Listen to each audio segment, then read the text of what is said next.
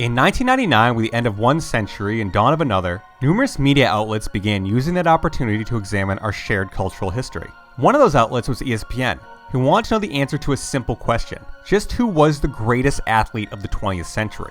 To do so, they gathered an all-star panel of experts that included the likes of Boston Globe columnist Bob Ryan, baseball broadcaster Vince Scully, and basketball star Al Michaels in a project they titled SportsCentury. When the final votes were tallied, Michael Jordan finished in the top spot, just ahead of Babe Ruth and Muhammad Ali at 2 and 3 respectively.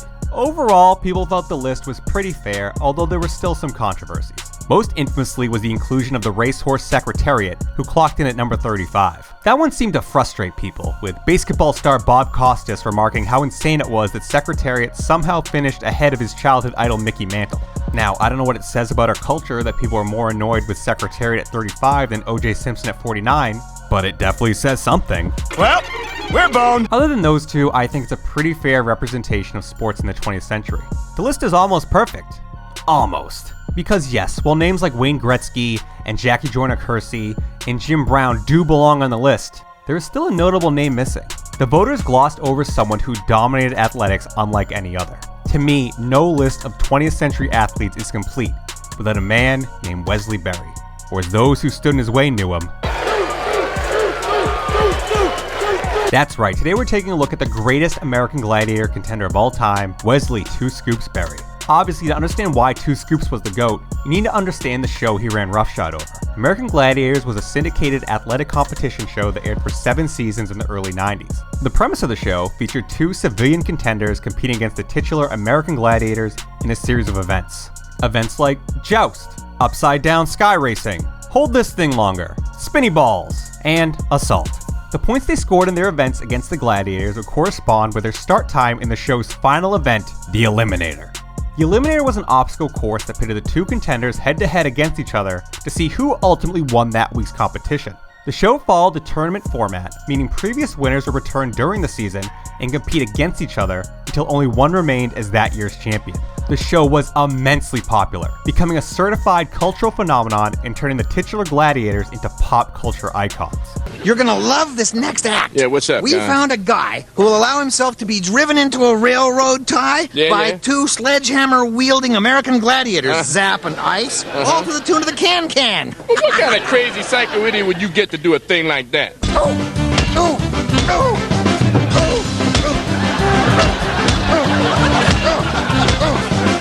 Now sure, there were memorable contestants like Eldon Kidd, Joseph Bam Bam Morrow, Rico Constantino, but their level of fame was nothing compared to the likes of Turbo, Zap, and Nitro. The show was called American Gladiators, damn it, and no matter how good a contestant was, they were never going to outshine them. Or so it seemed, until sitting at home in Duarte, California, a 27-year-old martial arts instructor named Wesley Berry was watching and called in for an audition. Now, thousands of people audition for American Gladiators every season, but most would never make it past the vigorous physical exams required to get on the show. Wesley though, well, he's not most people. I could explain all the physical benchmarks he achieved that made him a freak athlete, or I could just show you this clip of him jumping over a f***ing car instead. Aside from being a ridiculous athlete, Wesley Berry was equal parts entertaining and inspiring. The youngest of his family, he got the nickname Two Scoops from a doting mother who wanted to make sure he got extra helping so he would grow up big and strong. He was also nicknamed the Miracle Man, as only a couple years before his American Gladiators run, Berry stopped to help someone with car troubles. While attempting to prime the car, it exploded in a massive fireball, leaving him covered in 3rd-degree burns. Doctors said he would never be the same again, but there he was, just a couple years later on the season 5 premiere of American Gladiators, ready to show the world what he could do. And turns out what he could do was win. At 163 pounds, Wesley was substantially smaller than all the gladiators, so events that focused on strength were not his forte. Don't get me wrong, he could hold his own against the gladiators in events like Joust, but those events just weren't his strong suit. Quiet, you awful man! What Wesley could do well was fly. If Two Scoops got in open space, he was going to juke a gladiator out of their shoes and make them look absolutely foolish. Any gladiator who went against him in Powerball was basically trying to stop the bleeding from the word go, as he would just shake and bake them and score point after point after point. He had multiple events you could argue was his best, but in my opinion, I think it's the Gauntlet.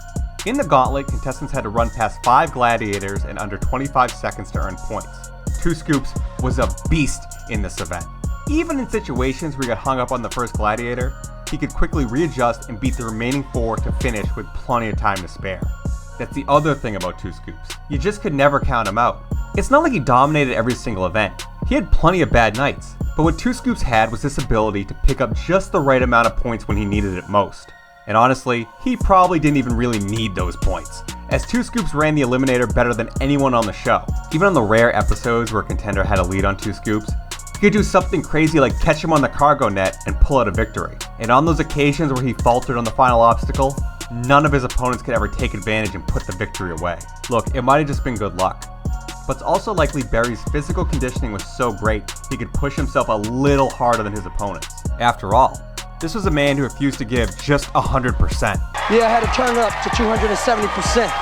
Now I'm trying to escalate to 300. 2 Scoops won the first tournament of Season 5 and came back later for that season's Grand Championship. During the event called Swing Shot, which, for the record, sucks, Wesley hit the floor and separated his shoulder.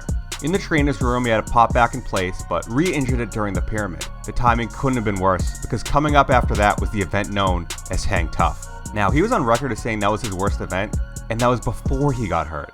With that injured shoulder and a formidable opponent in Laser, defeat seemed all but certain.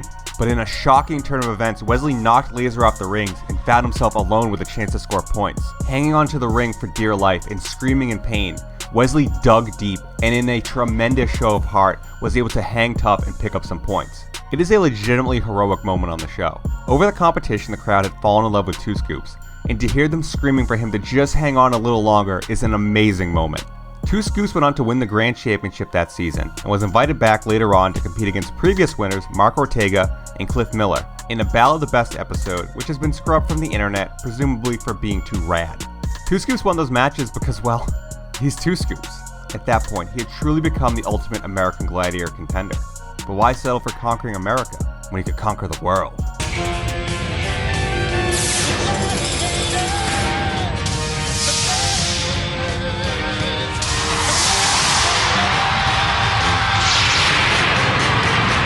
The American Gladiators format proved so successful it was franchised in other countries, most notably Britain, where it may have been more popular than its American counterpart. To capitalize on the worldwide success of the franchise, a special called International Gladiators was commissioned that would bring in champions and gladiators from all iterations of the show to crown the ultimate champion.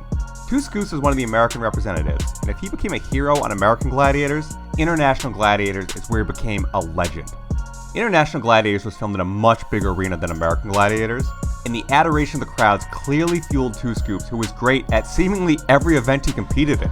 He was great at Powerball, he was great at Stupid Swing Shot, hell, he was even great at the Joust. The only thing I don't think he was great at was writing lyrics. Faith is strong, but I came a long way. I represent all of the USA. Stay in school and keep your mind straight. Education is the only way, because if you drop out of school, you'll be a fool. So just keep your mind straight, educate your mind, and then education, you will be found. Stay in school. For how great he was at the other events, nothing compares to the show he put on in the Gauntlet. One performance of his saw him run the Gauntlet in an astonishing 9.8 seconds. I think it took me longer to record that piece of audio than it did for him to juke past 5 gladiators. And once again, he continued to prove unbeatable in the Eliminator. After handily winning his first round matchup, 2 Scoops faced off in the semis against British champion Phil Norman. Norman was one of the only contestants who ever got a head start against 2 Scoops, and their Eliminator was one for the ages. With Norman slightly in the lead going down the home stretch, he stumbled on the Travelator as 2 Scoops powered through to pick up the W. Phil Norman may have given 100%, but 2 Scoops found a way to give just a little more. 2 Scoops would go on to defeat another Englishman named Paul Field in the finals and claim the sole title of the International Champion. It was a title he took great pride in and actually defended. He came back to England for a charity event where he competed against the newly crowned Australian Gladiators champions, where not only did 2 Scoops beat both of his opponents, and not only did he catch someone on the cargo net again, but he broke the Eliminator record when he finished the course in an astonishing 47 seconds. Back on the other side of the pond, 2 Scoops continued to appear on American Gladiators, joining the show as an on-screen contenders coach. It was really just an excuse to try to capitalize on 2 Scoops' popularity with viewers, but sadly it wasn't enough to keep them around. After dwindling ratings, the show's 7th season was its last, but not before 2 Scoops defended his crown one last time. The final episode of American Gladiators would see 2 Scoops facing off against another popular contender, Kyler Storm, who you probably know from this clip I decided to put silly music under.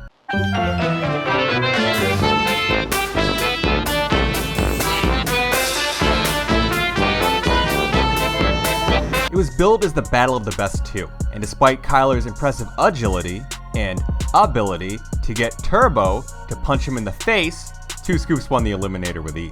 It was a fitting end to the series to see its greatest contender winning yet again. In his time on all variations of Gladiators, Two Scoops competed against 13 opponents and beat them all. The only other person with a similar record is fellow Season 5 winner Peggy Odita, who also went on to become an American and International Gladiators champion. She was totally awesome. You can definitely make a case for her as well, but I think Two Scoops might just barely edge her out just because he competed a couple more times than her. With the show over, Two Scoops largely stayed out of the American public eye, apart from the odd appearance here and there.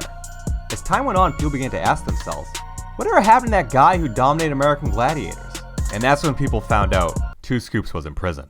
Look, I listened to a lot of Two Scoops interviews while doing this video, and his story's nuts. So I decided the best way to handle this was for him to tell his own story. Now there's a mix of verifiable and unverifiable stuff in here. And even Two Scoops himself has mentioned that not a lot of information is out there, but swears he has receipts to prove everything. So, with all that in mind, here's Wesley Two Scoops Berry, the later years. After winning the American Gladiators, one of the announcers' name was Mike Adamley. Mike Adamley asked me if I ever played football before in college, and I was like, no, I never went to college to play football. So he's like, well, I think you have great potential, so what I would like to do is call my brother. He's the head coach at Arizona State University, and see if we can get you a tryout, maybe perhaps for the arena football team. I played arena football for Fort Worth Cavalry. I played for the Taipei Dragons, which is World League football. I made it on the practice squad with the Niners. We won a Super Bowl in '95. So we wind up going to the Super Bowl, winning the Super Bowl. Then I tried out for Dennis Green, but Minnesota Vikings didn't make that team. Next thing you know, I'm on a plane and I'm playing rugby over in Keithley. Their attendance was about 300 per game. Cheers. The moment I showed up, I quadrupled it. It was 3,500 per game that would come to the stadium and watch me play. I was in the gym working out. An officer was recognizing me. Next thing you know, he came over. He's like, oh man, you like kids. I see that you talk about it on the Gladiators. Sure. He says, well, we got an opening in the dare officer department. Would you be willing to want to come in and become a reserve officer? Then I started working with Death Row. Those of you who know, yes, I work with Tupac. And during the Death Row season, most of LAPD, sheriffs, and other people were a part of the security for Death Row, if you will. Police officers started getting in with other police officers, and in the process, all kind of stuff was happening. That was my downfall, and that's what I stand accountable for. I shouldn't have took the job with Death Row. I shouldn't have been around them. I knew it was police corruption, police fighting and killing police. I knew that. That's why Denzel Washington got an award for Training Day. That Training Day was about the life that we really lived as cops. Crimes that had taken place was then being planted on other officers. I was one of them that one was planted on. So I was charged with bank robberies. So they found me guilty of 3 counts of bank robbery, second-degree bank robbery. But if you found the people that did it, how are you charging me? 2005. Them damn cell phones was born in prison. Wow. I got me one of them things for $1,000. Did they know you were videotaping? I don't know if they know I had a cell phone or not, but I know I had a cell phone. And when cell phones came out, I paid $1,000 for a cell phone. And I went to work. Did my own appeal. I started shepherdizing and finding some. So what? Rereading it. Because I'm doing the same thing that the lawyers do that go to school to take the bar. I whooped them. So then later on, the case will be overturned. And now if you try to find something, you can literally find nothing. In the years since his release, Two Scoops has been a security consultant, a motivational speaker, and helped coach MMA fighters like Kimbo Slice Jr., Chuck Liddell, and AJ McKee. He's a renaissance man now, except I bet he has a better 40-yard dash time than Raphael ever did. Though he has gotten older, the fire within Two Scoops to compete still burns strong. He has said in interviews that he was tried out for numerous athletic competition shows, but was turned down due to rules pertaining to his success on Gladiators. Never lacking in confidence, he's gone out of his way to challenge Roy Jones Jr. and Floyd Mayweather to charity boxing events. What still means the most to Two Scoops is that title as the ultimate Gladiator champion. He's gone on record stating that he will bring his championship to England and defend against whoever wins the newly revived edition of UK Gladiators. He still believes that when it comes time for the Eliminator, nobody can catch him. Even at 56 years old, Wesley Berry isn't just a handful. He's 2 scoops. Now let's see Secretariat jump over a car. Thanks for watching the video. If you enjoyed it, please consider liking and subscribing. And if you go to the description, I'll have the links to all the interviews 2 Scoops did. Because I cut a lot of stuff out. That dude has had a crazy life. So if you're interested, definitely check those out. Anyways, thanks again.